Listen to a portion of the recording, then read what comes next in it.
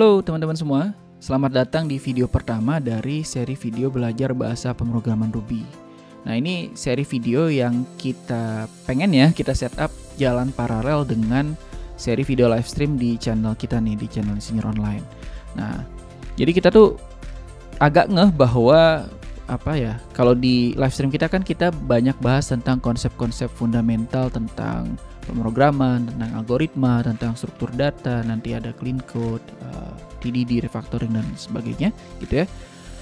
Kita ngeh bahwa jangan-jangan ada teman-teman yang menyimak video kita, ngikutin live stream kita atau subscribe di channel ini yang barangkali sebenarnya belum familiar dengan bahasa pemrograman yang kita pakai untuk implementasi konsep-konsep yang kita pelajarin di live stream kita itu gitu. Nah, jadi kita pikir kenapa enggak kita bikin aja satu seri video yang emang ngebahas tentang bahasa pemrograman yang kita pakai itu gitu. Nah, yang untuk kali ini kita bahas Ruby dulu gitu. Nah, apa bedanya seri video yang Ruby ini dengan yang seri live stream? Nah, gue kasih contoh misalnya kalau kita bahas array aja misalnya ya. Kalau di sesi live stream kita bahas array, itu kita bahas array sebagai struktur data. Jadi maksudnya sebenarnya gimana sih underlying operasi-operasi array itu gimana, kemudian efisiensinya seperti apa, kemudian misalnya lagi bahkan abstrak data type apa yang kita bisa bikin dengan tipe data array. Nah, itu contoh kalau di live stream kita gitu ya. Nah, kalau di seri belajar bahasa pemrograman Ruby ini, kalau kita bahas array, maka kita akan bahas array itu dari perspektif Ruby. Misalnya sebenarnya kalau di bahasa pemrograman Ruby gimana cara bikin array, atau methods apa aja yang ada di array, gimana cara pakai methods tersebut. Nah, itu contohnya gitu ya. Nah, itu aja pengantarnya. Sekarang kita masuk ke materi untuk video yang pertama kita ini. Ada dua materi yang mau kita bahas di video pertama ini. Yang pertama adalah tentang kenapa sih kita pakai bahasa pemrograman Ruby sebagai salah satu bahasa pengantar di kanal Insinyur Online. Yang kedua tentang development setup seperti apa yang kita rekomendasikan buat teman-teman supaya bisa pakai Ruby di mesin masing-masing.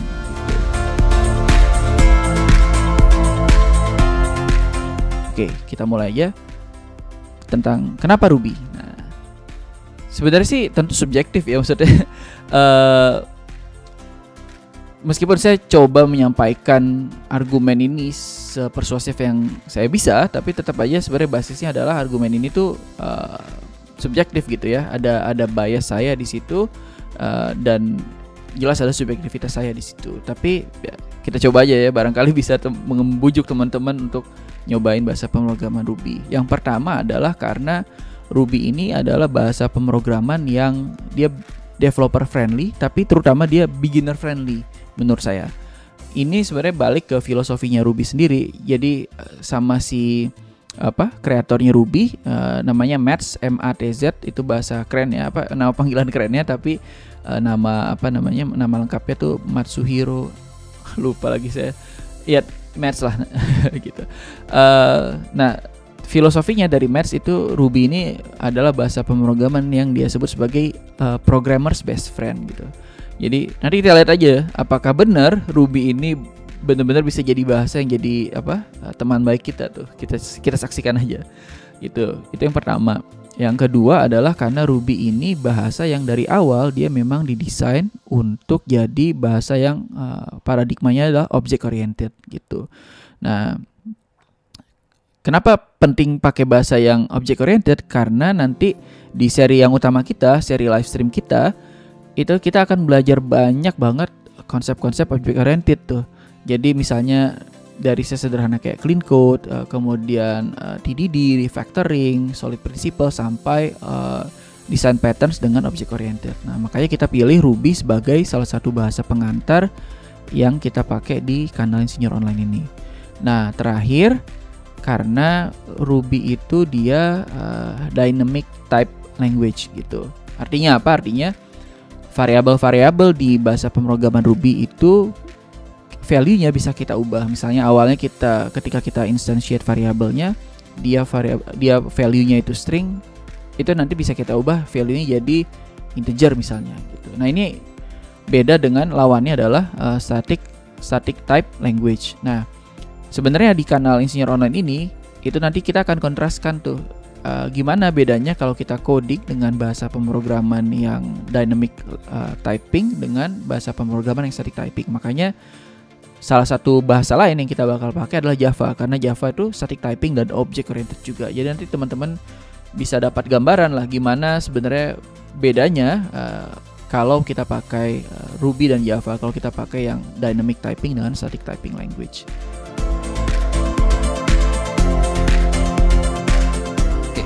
Sekarang kita masuk ke development setup.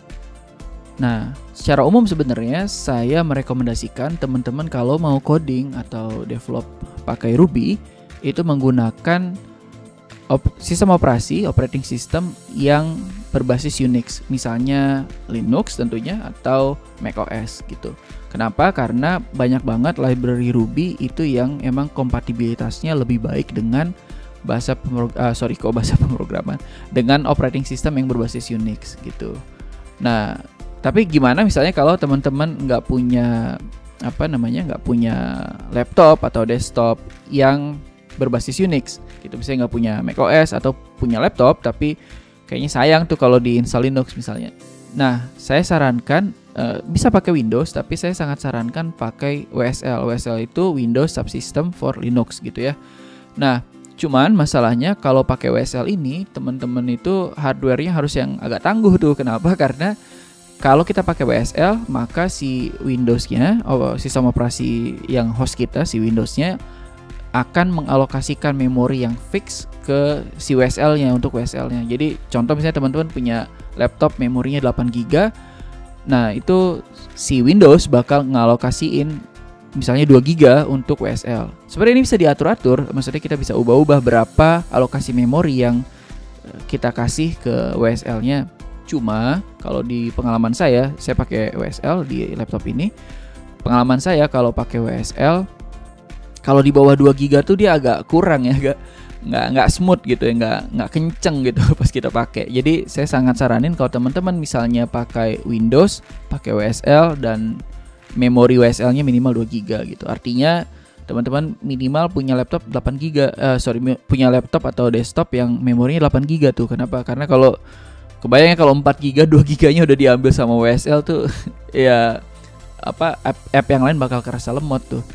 Nah gitu. Nah tapi sekarang problemnya adalah gimana kalau kita nggak punya MacBook, kita juga nggak punya laptop yang atau desktop yang tangguh speknya. Gimana tuh? Nah, sebenarnya ada solusi. Nah, solusi ini saya perlu kasih disclaimer di depan. Ini solusi ini kita di channel Insinyur Online nggak dibayar untuk merekomendasikan solusi ini. Lagian siapa juga yang mau bayar channel yang subscribernya baru 250-an kan?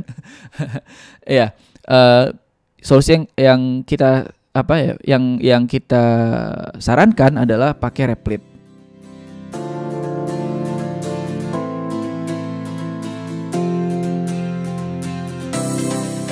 Jadi kita buka aja situsnya ya. Nah, itu URL-nya tuh replit.com. Nah, kira-kira gini nih tampilan homepage-nya. Ini Replit ini semacam online editor tapi menurut saya lebih powerful. Dia gratis gitu. Dia gratis. Kita bisa bikin account secara gratis, nggak perlu bayar. Kita bisa pakai Google atau GitHub atau Facebook untuk registrasi account di sini atau bikin account baru sama sekali. Tapi kalau saya pribadi sih lebih cenderung pakai Google gitu. Nah, ini kita coba, yuk kita connectin Replit dengan account Google saya.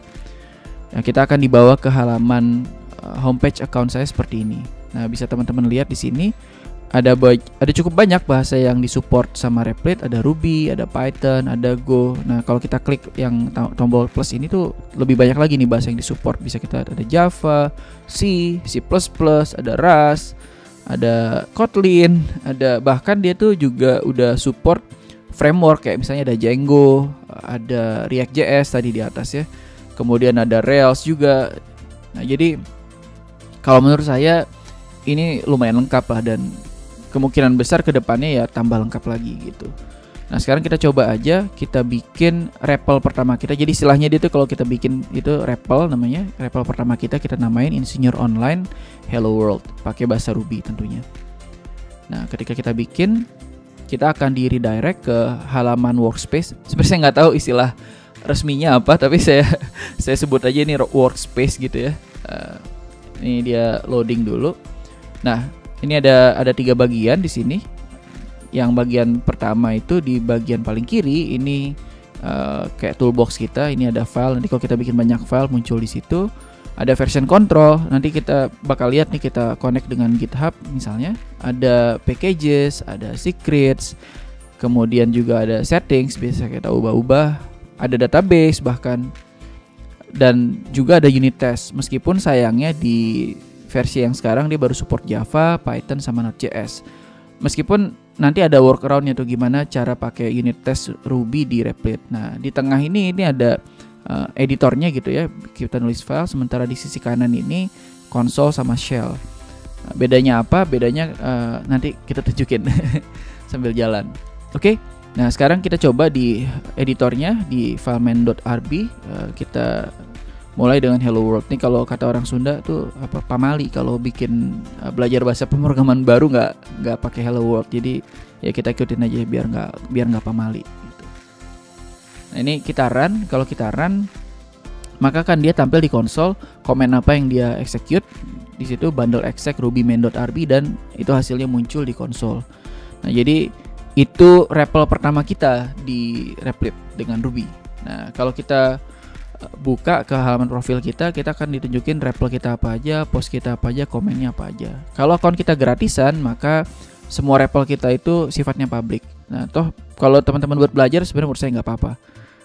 Nah, sekarang kita akan coba connect si Replit dengan GitHub. Nah, ini saya coba connect dengan GitHub personal saya.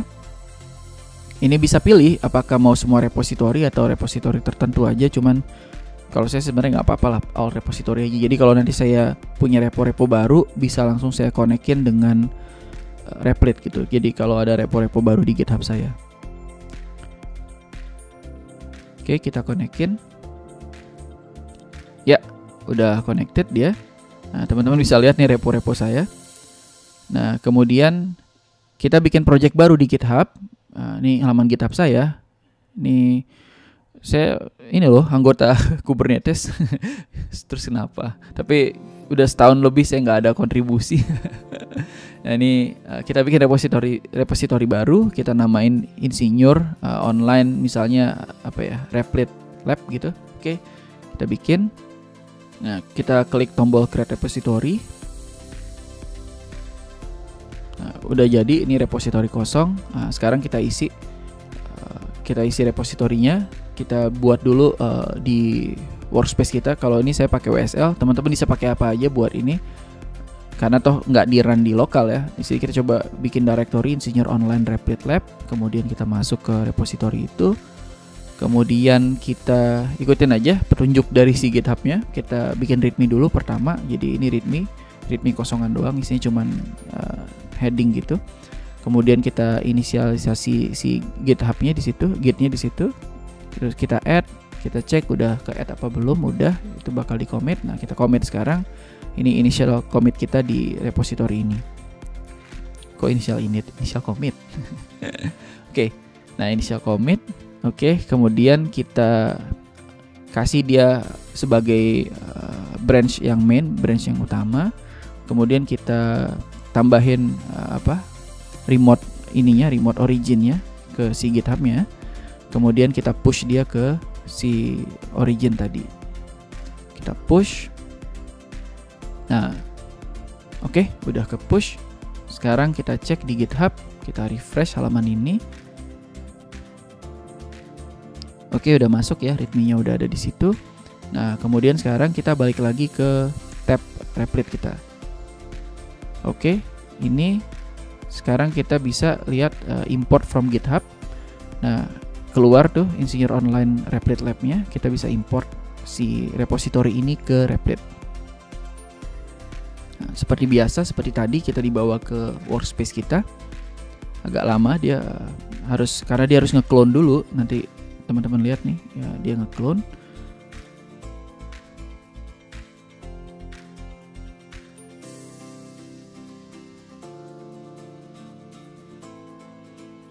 Oke, udah selesai ke clone. Nah, karena isinya cuman readme doang, dia kebingungan tuh menentukan ini apa. Kita kasih aja dia itu language-nya Ruby. Kemudian kita bisa juga kasih komen apa yang di-execute kalau kita nge-execute tombol run yang di atas. Nah, ini kita simpen. Nah, ini disimpan di file namanya .replit. Nanti kita saksikan, biar aja dia loading dulu.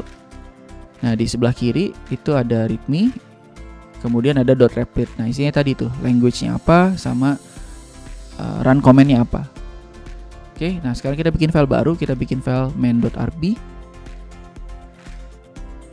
Di file main.rb kita lagi-lagi masih sederhana aja, kita kasih hello world gitu ya, kita bilang hello world. Terus kemudian kita juga bilang bahwa ini tuh kita lagi coba integrasi antara Replit dengan GitHub.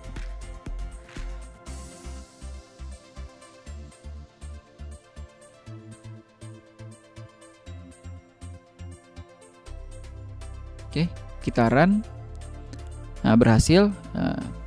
Itu komennya sesuai dengan yang kita taruh di .replit dan ya ruby main.rb, dan hasilnya ya sesuai dengan kita taruh di file main.rb kita. Nah, kita buka tab version control. Nah, di sini teman-teman bisa lihat, kita bisa lihat bareng-bareng. Ini ada file yang udah kita tambahin tadi .replit sama main.rb. Ini yang bakal kita commit nih. Jadi kita kasih commit message misalnya add.replit and main.rb, ini commit message-nya. Kemudian kita commit and push. Nah, karena udah connected tadi antara Replit dengan GitHub kita, maka dia langsung ke push ke repository kita di GitHub. Nah, ini bisa kelihatan commit-nya apa aja. Nah, ini kalau kita refresh di halaman GitHub kita, nah muncul tuh si file .replit-nya sama file main.rb. Nah, ini kalau menurut saya ini apa ya, workflow yang enak. Maksudnya kalau teman-teman buat belajar, bahkan kayaknya buat development juga udah enak sih. Cuman nggak tahu, saya belum pernah development di sini, tapi buat belajar ini more than enough menurut saya. Jadi terutama kalau teman-teman memang kesulitan untuk mencari mesin hardware yang bisa untuk Unix based OS atau pakai Windows tapi powerful enough untuk nge-run WSL. Ini jadi alternatif yang bisa teman-teman pakai. Nah, itu aja untuk episode kita kali ini. Kalau teman-teman ngerasa video ini bermanfaat, boleh bantu like, subscribe, atau bahkan di-share ke teman-teman yang lain. Di episode berikutnya kita akan masuk ke materi yang teknis tentang Ruby-nya. Kita akan belajar tentang variable, assignment, dan conditional. Mungkin itu aja dari saya. Terima kasih udah menyimak video ini. Sampai jumpa di video-video selanjutnya.